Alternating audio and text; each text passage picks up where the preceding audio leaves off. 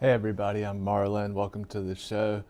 This afternoon, I was looking at the stuff on X about Pete Hegseth and his confirmation hearings and his meetings with all these senators and everything, Joni Ernst being one of the main ones. And I'm going through on X and I'm looking at all these posts and people asking, why are these Republicans doing this and why are they doing that? And I thought they're on our team. And, Joni Ernst in particular is being, you know, her. She's being who she's being. She has always been. Um, some people who are newer to politics or newer to supporting Trump or whatever may not know, she's been there for a good long time, and she's not being anything other than what she's always been. She is a consummate politician, right? So I'm going to get to all that in a second, but I do want to talk about the media just real quick first. I don't talk about, I'll, I'll be quick. I don't remember exactly where the story came from, who posted it first, which paper or whatever, about Pete's drinking and all that, supposedly. But I do know that the story was anchored on and used only anonymous sources, right? Now, there is a rule that you can follow as solidly as the sun rises in the east and sets in the west. If you see a paper that is writing a story about an individual that is damning to that individual, and the paper uses only anonymous sources, you can know that that story is a lie. It a journalist using only anonymous sources to push forward a narrative like that is basically like them. It is them saying, I want to push this narrative forward. I cannot find anybody to corroborate it. I'm sorry, jaw problems. I cannot find anybody to corroborate it, so I will just put it down to anonymous sources and push it forward anyways. And that is exactly what they do and have always done, as far as I'm concerned. You cannot convince me otherwise. And it is the perfect defense, because how can you prove that they're not using an anonymous source? It's impossible to disprove. It's like taking the page out of Hillary Clinton's playbook when she has to testify before Congress or whoever and doesn't want to give an answer that could hurt her. Her favorite response is, I don't remember. What how are you going to disprove that? How can you fight that? I mean, it's perfect, right? So she just says, how I can't remember. So, anyways, that's that part with the media. If a story ever is just anonymous sources, it is BS from top to bottom. Throw it in the trash and move on. End of. They've been doing that so long, it's boring how repetitive that's become. All right. Now, into the Senate, where they're dealing with Pete Hegseth and the other nominees. To be really, really frank about it, there are a handful of establishment GOP senators that are still there with a tremendous amount of power, graft, and decades and decades of entrenchment, right? It's going to be extremely difficult getting some things from them that Trump and Trump's agenda needs. We're already seeing it with cabinet picks. A lot of the newer Trump supporters do not understand this at all. It's not that they don't understand the process, it's they don't understand why these Republicans are doing what they're doing. Trump just won a massive mandate. Y'all have the power. Give the man what he wants. I can't remember the Democrat's name, or maybe it was Republican. I don't know. But someone said, you owe President Trump a great deal of deference in his picks.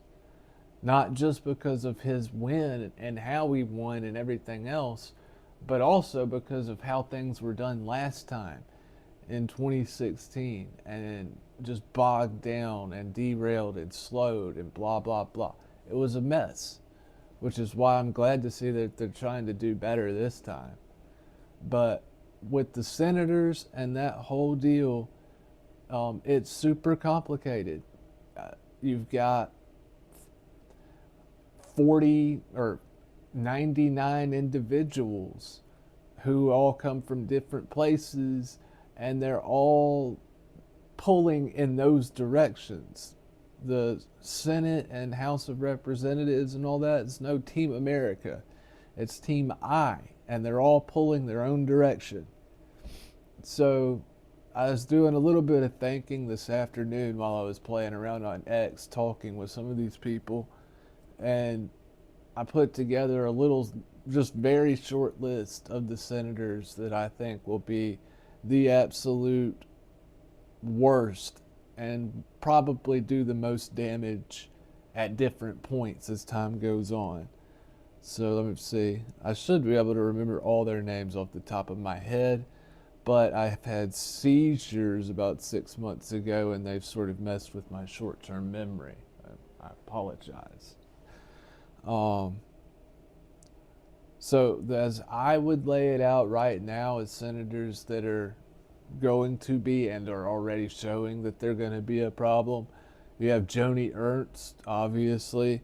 You have Lindsey Graham, who I don't know if he's been giving any pushback or whatever on the nominees yet or anything, but he is a die-hard establishment globalist Republican. He wants to be in every single jar. He wants his fingers in every jar. He wants our flag on every single battlefield that you could find in this world. If he were in charge, we would be fighting everywhere constantly. Dude is a warmonger of the highest height. He supported John McCain when they were going around trying to tell all of us, hey, you remember those bad terrorist guys over there in Syria? Well, there's some other bad terrorist guys over there in Syria, but they're not so bad. So we want to give a whole bunch of money and guns to those guys so that they can fight Assad and the bad guys. And we were just like, what?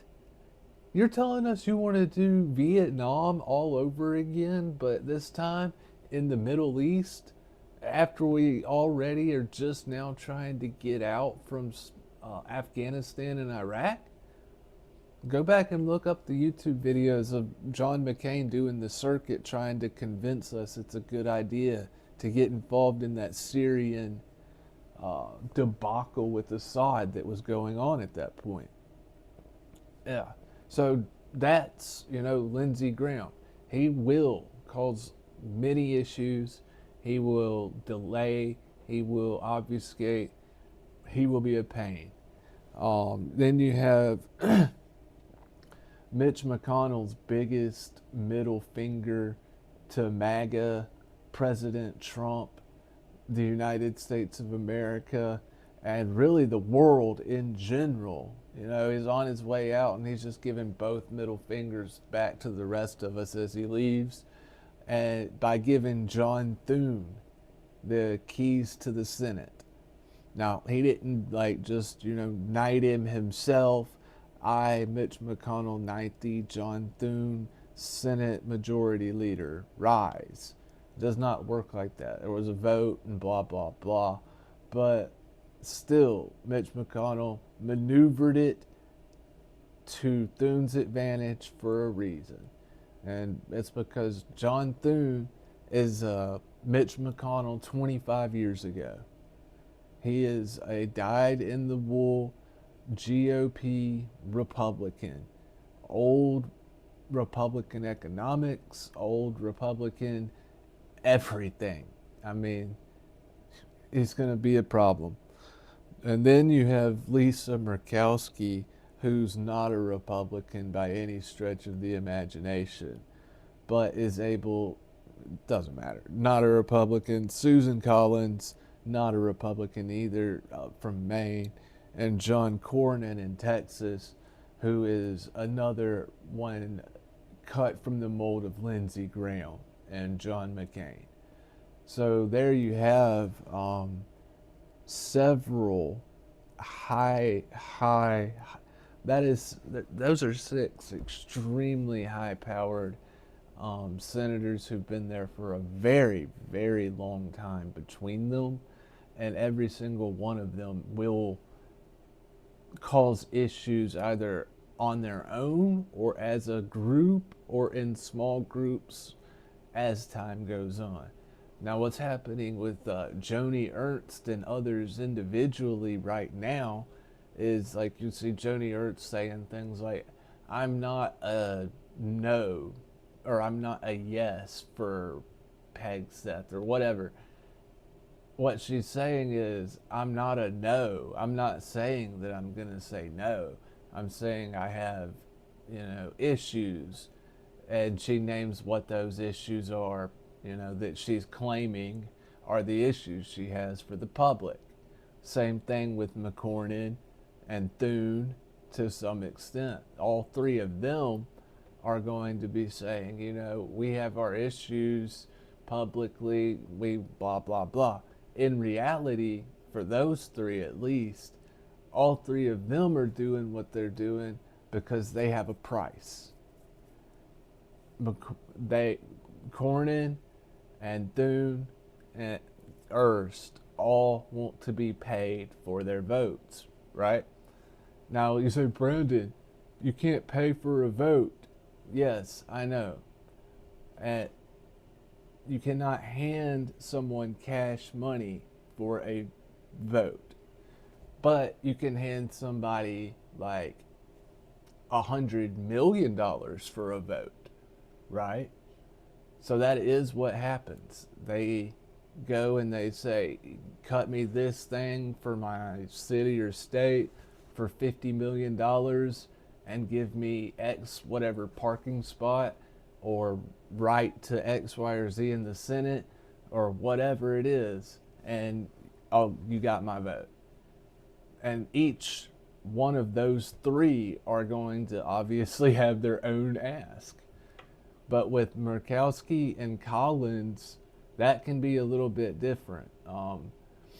Those two, depending on what day it is, can be driven by either ideology or greed or power or all three or a combination of any thereof. It's those two are hard to deal with, but they will also have a price. And so a lot of what they're going through right now is just working out what's your ask, and if Trump or whoever is agreeable to it, then fine. If not, then there's going to be a back and forth, I'm sure. And a lot of these asks, I would imagine Trump can't even give just on his own. There's probably other people that have to be involved too. See what I'm getting at? This gets really complicated.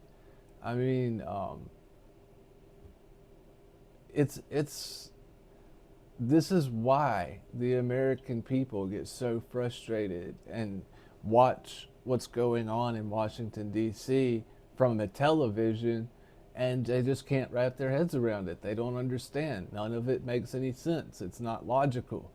It looks like it's a show, and then at the same time, it looks like absolute chaos, right? And all of that, every bit of that is orchestrated and designed. It's all on purpose. But those Those are the senators that are going to be causing Trump a lot of problems here in the next 4 years. Those are the senators that are causing him issues as we speak tonight. And I don't think that there's actually, before I made this video, I was thinking, what could he do to neutralize them? If I were Donald Trump, what would I do to either get enough of them on side that it doesn't matter, or neutralize them to a point where I don't need them anymore? And I have not been able to figure that out yet. I don't know, but I'm working on it. So, anyways, be sure and hit that subscribe button if you haven't already. Excuse me, go down there and hit that like button. And as always, get down in the comments and let me know what you thought. Let me know how you felt about things, seeing how they were going today. Let me know what you feel about these senators and how they're treating these people and President Trump after we gave him a massive mandate. It's pretty infuriating to me. Let me know. I'm Marlon. We'll be back real soon. Cheers, y'all.